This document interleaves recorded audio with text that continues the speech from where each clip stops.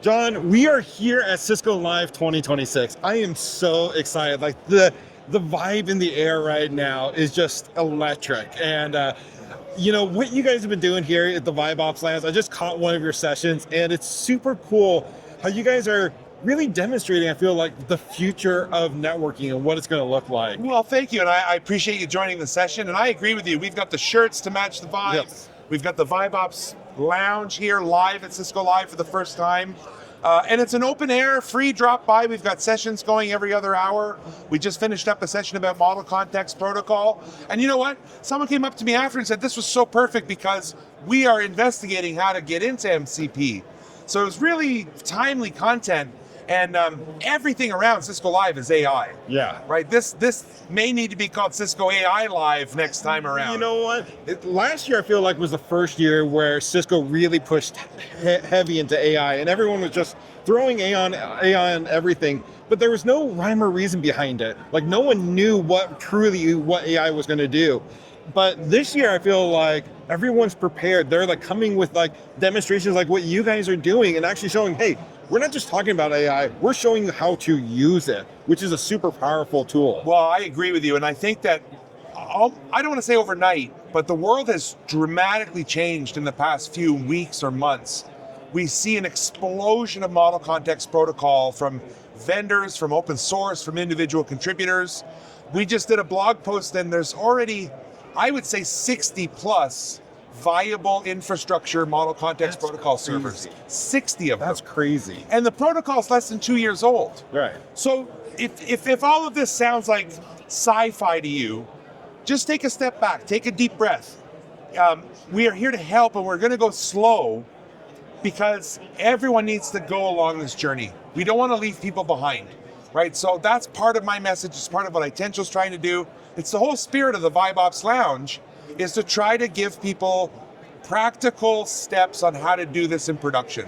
That's amazing. For network engineers, like, what do you think is the easiest way to break into, the world of AI and using MCPs? So I really think that finding one that applies to your day-to-day life. Let's say a source of truth. We're looking at InfraHub is right across from us here in the Vibe Ops Lounge. They've got an MCP server. So why not say, here's my IP addresses, my IPAM, my old Excel spreadsheet. Yeah. Please populate it into InfraHub via MCP with natural language. That's not hard to do. It really isn't. That's about a 20-minute investment of your time. And back in the old days when we were going to do something like that, that's like a week-long project potentially. And hundreds of lines of code. Yeah. And it's all brittle, and it's bespoke, and it's custom, and a lot of it's throwaway. Right. You're only going to do that once, right? Whereas the MCP, you plug it in like a USB key, and now you can literally talk to those external systems. It's truly the future, and I feel like network engineers who are adopting it now, like, I still feel like we're still in the early phases. We're still in the discovery phase of what we can do with it. That's really going to unlock the superpower for network engineers. We've had so many iterations in networking and different technologies emerge, and it's scary at first, but as people start to realize and use it, it's unlocking like this heightened level of expertise where it's now accessible for us all to do it. Exactly. And it's not just about speed. I mean, we all want to go faster, but the network is still the bottleneck because the network touches everything, and we need to be very careful with change management controls, change requirements, approvals, all that stuff. I think that now with AI and MCP and agents, infrastructure can have a seat at the table of the business requirements and solving business problems and being able to deliver faster with higher quality, with less mistakes, and to remediate faster when there is an outage. Right? The outage cost per minute is now like $12,000 is the average minute downtime, something like that. Yeah. Well, what if it takes you an hour to solve the problem? Right? Right. So there is real value in adopting and embracing the new way of doing things. Now, what about, I know there's still companies that are definitely afraid of AI. What do you say to those companies and those organizations that aren't willing to adopt it? Well, I think it needs to start with leadership, but I think that being aware of your options. So a lot of people are skeptical or a little concerned about sharing their corporate data, their intellectual property, with a cloud model. Because what if they train on that data? What if they learn from that data? What if they can give one of your competitors access to your data? So that has left a lot of people, they want AI. Right. It's not that they don't want it, but they want to do it responsibly. And can we do it locally and privately? Well, open source models have come a long way. Now, there's still a bit of a parity gap between the foundational models from the hyperscalers and open source models, but that gap is closing. Yeah. So what I would tell those companies is empower your staff with open source, free, private, local models. Do it privately, do it air gap, do it controlled, and start with read-only exercises. If you were to hire a new junior engineer, what's the first thing that you tell them to do? To go learn, to go like investigate the network. Right. Go learn and probably update documentation. Exactly. Right? Yeah. I know it's a crappy job and every junior's ever had to do it. Yeah. Hey, welcome to the company. Here's the SSH key. Go update all the documentation. Well, what better job for an agent? And it's similar to a junior engineer. I'm not going to give my AI agent full control to change BGP policies on day one. I'm going to start with documentation, testing, compliance, maybe triage, ticket enrichment. There's so much you can do that is safe, that doesn't have to change anything. You know, it's like people for 10 years now have conflated network automation with configuration management.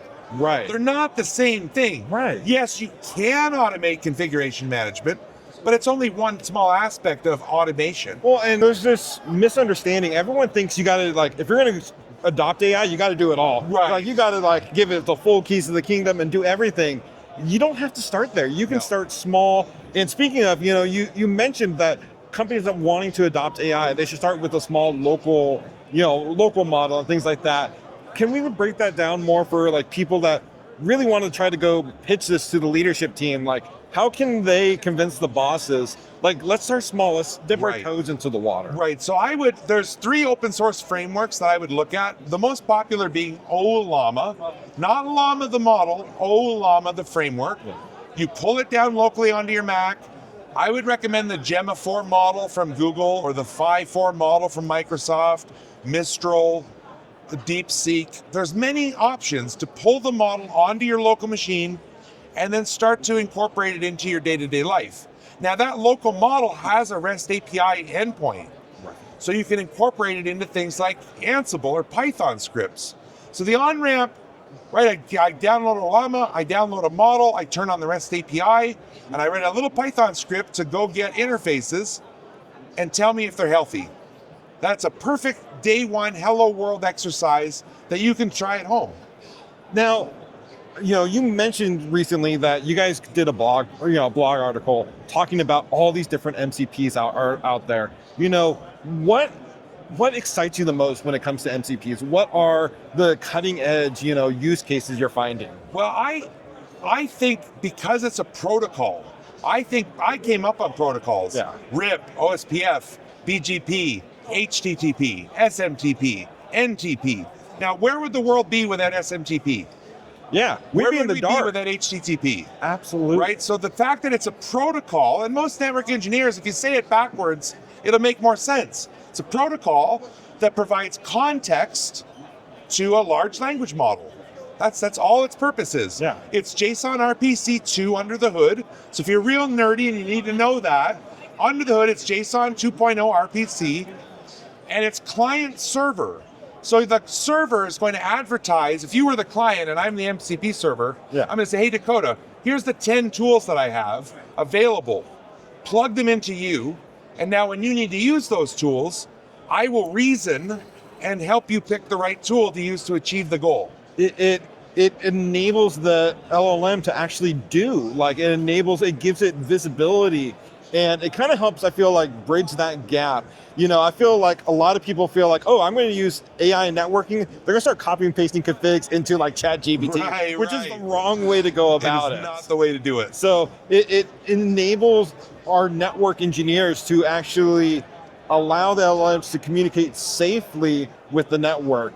Now, here at Itential, you guys also have ways to help manage like the changes that LLMs are making, how AI is affecting that. Are you able to kind of speak to that a little bit? Yeah, so we have this wonderful platform, Flow AI, which went GA today at Cisco Live. We announced the general availability, the Flow AI agents, and they have guardrails. They have role-based access control. You get to tell the agent what it has access to and what is outside of its boundaries. It's got guardrails built into it, and it has a mission log. So our mission log will show every time the LLM has done some reasoning and its reasoning, and every time the agent called a tool, as well as the tool that it called. So we have a full auditable log of the agent's activities, which is really great because it lets you really examine the agent's activity compared to the instructions you gave it. The other thing that I think is really exciting about Itential is that we have a skill on the Anthropic marketplace, which means you can install this skill into Claude Code, and through natural language, you can build these Flow AI agents. That's cool. Without any code. So you type in your prompt, the agent does its thing, and within 10 or 15 minutes, the agent is real and executable inside the platform. I'm going to be demonstrating that live here in the VibeOps Lounge. I think you're actually going to record the session. I am. So pay attention to that one because it really is going to show how Itential's Flow agents are built, how they're executed, and all of the guardrails and controls around it. So, just to kind of recap the things we talked about, like AI is here, it's staying, but I feel like it's not here for our jobs. It's here to make us better network engineers. And the sooner I think we start realizing that and utilizing that, it's just another tool in our toolkit. It's just like all the other tools out there. It enables us to do just so much more. So the sooner we can start using it and be less scared of it, some fear is okay. It's good, Yes. to be, not give it, again, the keys to the kingdom. But on the same hand, the sooner we can start utilizing it, the sooner we can advance as engineers and just unlock things that we never, just because we didn't have time to do these things, right? Right. It takes so many hours. We are going to be able to do so much more with, just our skill levels. Well, and also network engineers. So my heart goes out to the network engineer that wants to learn network automation, but has not. They don't have the cycles, they don't have the budget, they don't have the time or the resources. Programming, learning a programming language. I mean, some people go to community college for 3 years to learn that. Yeah. That's not really realistic for a network engineer who's also trying to get their NP, their IE, keep up on EVPN and SR6 and all the networking stuff. Yeah. That keeps you busy. But I think with AI, we can leap to the front of the line, right? I not to say you shouldn't learn programming. Don't misunderstand me, but you don't have to anymore. MCP, natural language, has democratized and abstracted away so much of that pain of learning how to write classes and functions and proper structured Python code. Right, absolutely. Before, I got a couple more questions for you, but if people want to go check out some of the stuff you're doing, because you are doing some amazing stuff. You created your own NetClaw agent, correct? Yes. So that is just mind-blowing that someone could create something like that. If people want to go follow you more, where can they go find some of the stuff you're doing? Absolutely. So this QR code should take you to the VibeOps forum, which is a safe, open community for people that come out of the AI closet without being judged that their work is just slop, right? Yeah. So it's for people to share the latest news, their open source repos, their projects, their code. So join the community, because community is how we succeed and achieve goals together. It's one person alone compared to a whole community of people, the help is there. The other thing I want to mention is that I'm very open with my time and we'll try to help you. So reach out on LinkedIn, reach out on X. I'm pretty easy to find. I have a YouTube channel full of free videos about everything we've been talking about. And just try to take your first steps. We can talk about this for hours, but we need to motivate you to just try it. Just try it.